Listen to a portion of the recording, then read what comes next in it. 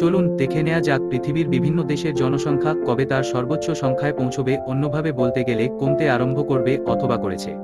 2020 এর মধ্যে রয়েছে জাপান, ইটালি 2020 থেকে 2040 এর মধ্যে, রাশিয়া, স্পেন, জার্মানি, চীন, থাইল্যান্ড 2040 থেকে 2060 এর মধ্যে রয়েছে, ফ্রান্স, ব্রাজিল, মেক্সিকো, ইরান 2060 থেকে 80 এর মধ্যে, Bangladesh, Indonesia, Argentina, Bharat, United kingdom,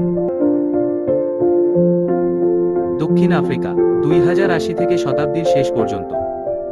Saudi আরব, ফিলিপাইন আগামী শতাব্দীতে, পাকিস্তান, অস্ট্রেলিয়া, মিশর, কানাডা এবং ইউএসএ।